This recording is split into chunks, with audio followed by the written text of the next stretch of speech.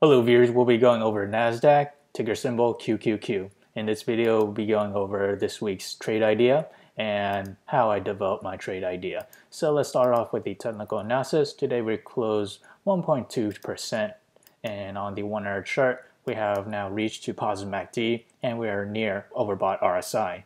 As for the 4 hour chart, what we have here is we're starting to approach to positive MACD as well, and we may encounter temporary resistance along the 50 and 100 moving average. If we expand that further onto the daily chart, what we have now is the 9 moving average starting to diverge onto the 18 moving average, the blue and purple line respectively, and the daily MACD is still continuing sideways.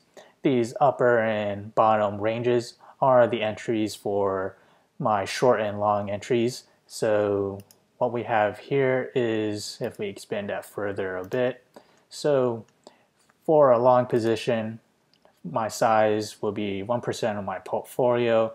My entry for a long position will be $247.98, which is this bottom range, and that coincides with the 50-day moving average, this yellow line, same as previous resistance levels. Since we are above resistance, that'll act as our support. So that'll be my entry for my long position. I would sell it at $266.32 and have a stop loss of $241.72. As for my short position, I would enter it at $271.56. So that's slightly above the all-time highs, and I would sell that at a target of $254.53. And my stop loss for my short position is $277.40 or 4 cents.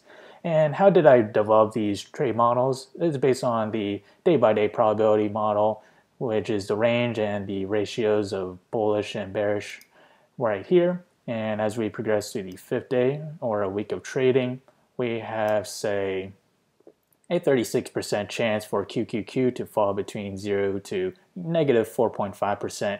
And to the upside, a 57% chance for it to climb between 0 to 4.5%, and to the extreme case to the upside, 7% chance for it to climb between 4.5% to 9%. So which one of these 14 models we should use as a reference? First, let's use the let's use the line graph. So the blue lines are current trend, and the line overlapping it happens to be the best match. So right here we have our current trend, and below is a trend that we found from the line graph above. This trend dates back to March 30th to June 24th, 2009. So let's begin comparing both the trends. So what we have here is 1, 2, 3, 4, 5 points.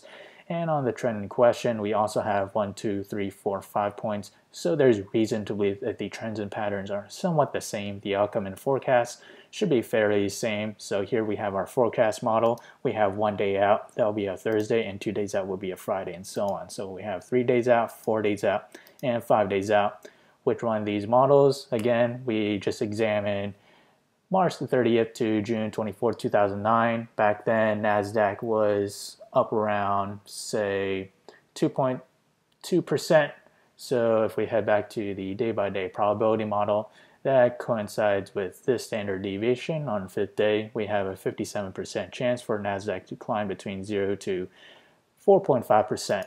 So let's examine closer on the technical performance of each trend.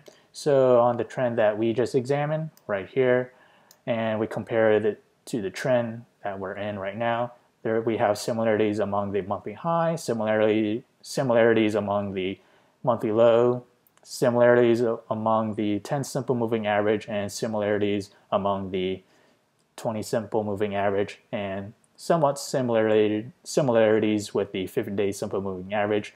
So the technical performance among the two trends are somewhat similar, and these models are available in the link below, so do check it out. If you enjoyed this content, feel free to like, comment, subscribe, and thank you for watching.